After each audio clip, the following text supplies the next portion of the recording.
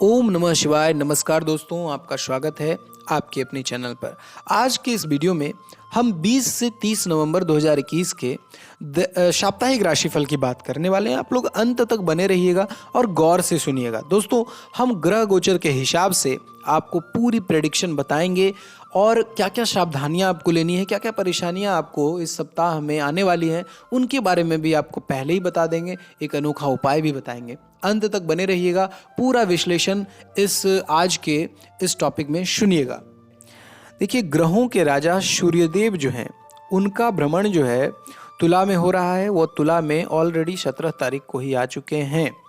मंगल तुला में भ्रमण कर रहे हैं, बुध तुला में है और ग्रहों के गुरुदेव जो कह सकते हैं, जिनको बृहस्पति कहते हैं, अभी मकर में उनका भ्रमण हो रहा है। शुक्र का तुला में, शनि का मकर में, राहु का वृष में और केतु का वृश्चिक राशि में भ्रमण हो रहा है। तो इसके हिसाब से ग्रह गोचर का सटीक विश्लेषण करते हुए आपको राशिफल बताई जाएगी।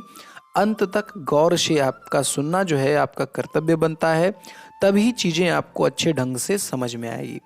दोस्तों, आपको एक अनोखा उपाय भी बताया जाएगा वीडियो में, जिससे आपको इस सप्ताह में बहुत ही लाभ होगा। अंत में आपको गीता का एक श्लोक भी सुनाएंगे, जो एक लाइफ चेंजिंग मोमेंट आपके लिए हो सकता है।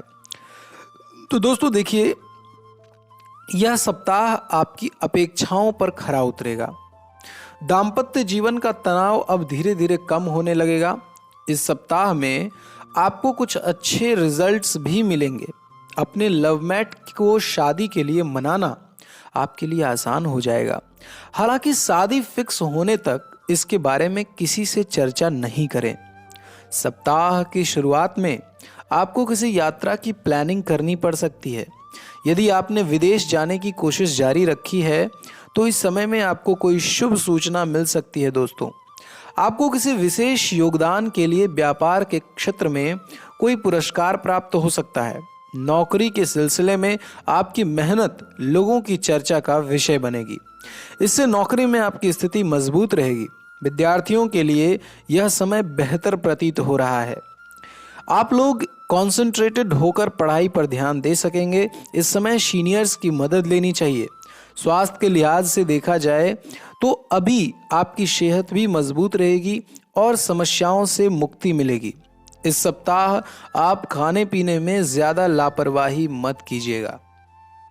दोस्तों, आपको पॉइंट वाइज हर एक पॉइंट पर मैं आपको बताऊंगा, आप लोग अंत तक गौर से सुनिएगा। बात करते हैं आपके व्यवसाय और आपके करियर की। तो अगर आप जेमिनी हॉरोस्कोप के जातक हैं तो गौर से सुनेंगे। देखिए, प्रोफेशनल मोर्चे पर आपकी शुरुआत धीमी रह सकती है और शायद पहले दिन दोपहर के बाद कामकाज से अलग होकर आपके एकांत में रहने की संभावना बन रही है। थोड़ा सा आप अलग होकर रहेंगे। प्रारंभ में कोई भी महत्वपूर्ण डिसीजन लेने से बचिए। यानी सप्ताह के शुरुआत में अगर कोई इंपॉर्टेंट डिसीजन लेना हो तो उससे आपको बचना चाहिए, या तो सोच समझ कर लेना चाहिए। एक मीटिंग कर लेनी चाहिए आपको वैसे लोगों से जो उस एरिया में प्रोफेशनली काफ़ी एफिशिएंट हैं। भागीदारी के कार्यों में आगे बढ़ सकते हैं, लेकिन आपके मन ही मन ऐसा लग सकता है आपको कि आपका साथी निर्णय लेने में ज़्यादा वर्चस्व की भावना रखता है। दूर स्थान के कार्यों में अनुकूलता रहेगी। कंसल्टेंसी, भारी मशीनरी, लोहा से जुड़े कार्यों में तेजी रहेगी। यानी अगर आप इन प्रोफेशनल क्षेत्रों से जुड़े हैं तो बहुत ही अच्छे योग बन रहे हैं आपकी तरक्की के लिए। अगर मैं लव लाइफ की बात करूं, यानी आपका पारिवारिक जीवन, प्रेम जीवन जो भी कहें, वह कैसा रहने वाला है, क्या उतार चढ़ाव का सामना आपको करना पड़ेगा इन 10 दिनों में आने वाले। तो देखिए मित्रों, सप्ताह के पहले दिन दोपहर तक प्रेम संबंधों में मिठास रहेगी, लेकिन इसके बाद 23 तारीख की शाम तक आप संबंधों का संपूर्ण आनंद नहीं ले सकेंगे। इसके बाद के समय में आपके बीच घनिष्ठता रहेगी। आपको एक दूसरे का बेहतर साथ मिल सकेगा। हालांकि विवाहितों को इस बात का ध्यान रखना होगा कि अभी आपके बीच अहम का टकराव ना हो जाए। आपके बीच पुरानी तनाव होगी तो उसमें कमी आने लगेगी। प्रेम की अभिव्यक्ति के लिए खासकर शुरुआत में आगे नहीं बढ़ने की सलाह आपको दी जाती है। दोस्तों, वीडियो में अंत तक बने रहना आपके लिए बेहद ज़रूरी है। अंत में आपको एक अनोखा उपाय बताऊंगा जो इन 10 दिनों में आपके लिए रामबाण साबित हो सकता है। दोस्तों, अगले पॉइंट की बात करते हैं जो कि है आपका धन का लाभ होने वाला है या धन की हानि, यानी आर्थिक स्थिति, फाइनेंशियल कंडीशन आपकी कैसी रहेगी, उसमें क्या क्या समस्याएं हैं, क्या क्या समाधान है। दोस्तों, इस सप्ताह की शुरुआत में खर्चे की संभावना ज़्यादा है, जिसमें खासकर चिकित्सा या धार्मिक खर्च हो सकता है। धार्मिक खर्च तो ठीक है, लेकिन चिकित्सा में बेवजह खर्चे करने से आपको थोड़ा बचना चाहिए। अर्थात वैसे डॉक्टर्स के पास नहीं जाएं जिनके पास अच्छी डिग्री नहीं हो, जिनके पास लोग नहीं जाते हों। आप थोड़ा सा चिकित्सा के क्षेत्र में सावधान होकर रहें, नहीं तो आपको कोई डॉक्टर लूट सकता है, ज़्यादा धन आपसे ले सकता है और आपका कार्य भी सही तरीके से नहीं होगा। तो आपको डॉक्टर के पास जाने से पहले पूरी तरह से पता कर लेनी चाहिए। हालांकि उत्तरार्ध के चरण में आपके आय की संभावना बढ़ेगी, यानी आपके जो है इनकम में बढ़ोतरी होने वाली है। आप नियमित आय में वृद्धि करने के लिए भी सक्रिय होंगे। आप भी काफ़ी एक्टिव हैं कि आपका आय बढ़ जाए, आपका जो इनकम है उसके लिए आप काफ़ी एक्टिव दिख रहे हैं, तो पॉजिटिव रिजल्ट मिलने वाला है। आर्थिक लेन देन में सतर्क रहें। किसी से लेना देना हो तो उसमें थोड़ा सा आपको सतर्क रहने की ज़रूरत है। उत्तरार्ध में सरकारी और कानूनी मामलों में खर्च भी हो सकता है, इसलिए इधर भी आपको सावधान रहने की ज़रूरत है।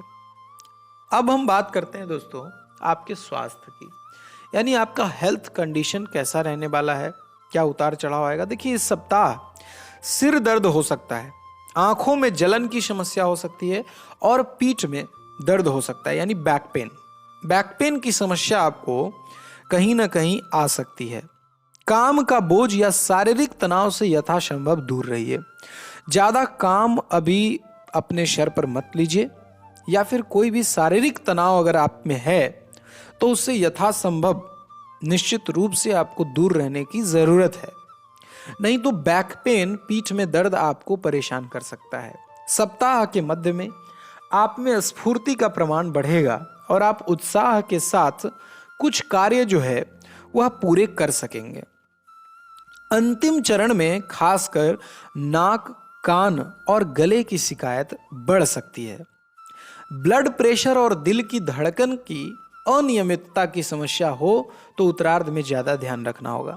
यानी ब्लड प्रेशर की अगर समस्या है, उसमें डिसकंटिन्यूटी आ रही है, तो आपको ध्यान देना चाहिए, डॉक्टर से संपर्क करना चाहिए। और बाकी दोस्तों, आप अगले 10 दिन में योग अगर आप नहीं करते हैं तो डेली योग करने का आदत बनाएं। एटलीस्ट 5 मिनट 10 मिनट से ही शुरुआत करें, लेकिन योग का निश्चित रूप से बहुत बड़ा फायदा है। आप किसी वीडियो को देखकर उसे फॉलो करके योग कर सकते हैं, आपको बहुत फायदा होगा। अंतिम पॉइंट की बात कर लेते हैं जो कि विद्यार्थी जातकों के लिए मैं हर वीडियो में बताता हूं, और वह है आपका एजुकेशन विभाग में जो है क्या कुछ उतार चढ़ाव आएगा। शिक्षा और ज्ञान की बातें करूंगा। विद्यार्थी जातकों को इस सप्ताह प्रारंभ में थोड़ी धीमी शुरुआत रहेगी। किसी भी विषय को समझने में ज्यादा मेहनत भी करनी होगी। सप्ताह के मध्य चरण में आप अभ्यास में ज्यादा अच्छी तरह ध्यान दे सकेंगे। करियर के लिए आप बहुत गंभीर रहेंगे। हालांकि भावी अभ्यास संबंधी डिसीजन लेने के लिए किसी के साथ चर्चा करनी है तो सप्ताह के अंतिम चरण में इससे बचिए। उत्तरार्ध में खासकर विज्ञान और रिसर्च जैसे विषयों में आपकी समझ शक्ति, आपकी अंडरस्टैंडिंग कम होती महसूस होगी। दोस्तों, अभी तक हमने जो है एक एक करके सारे पॉइंट के बारे में आपको डिटेल में बताया। अभी तक वीडियो आपको अगर पसंद आया होगा तो आपसे रिक्वेस्ट करता हूं एक बार लाइक बटन जरूर दबाइएगा और कमेंट बॉक्स में ओम नमः शिवाय जरूर लिखिएगा। दोस्तों, आपको मैं गीता का श्लोक सुनाता हूं गौर से सुनिएगा। देखिए, आप लोग गीता पढ़ते नहीं हैं। मुझे पता है कि बहुत सारे लोग भारत में जो हिंदू धर्म से बिलोंग करते हैं वह गीता का पाठ नहीं करते हैं। तो मैं एक कोशिश कर रहा हूं कि आपको कम से कम एक श्लोक का अर्थ डेली सुनाऊं, जिससे आपका जीवन बदल जाए, आपका लाइफ में एक बड़ा चेंज आए। दोस्तों, योग युक्तो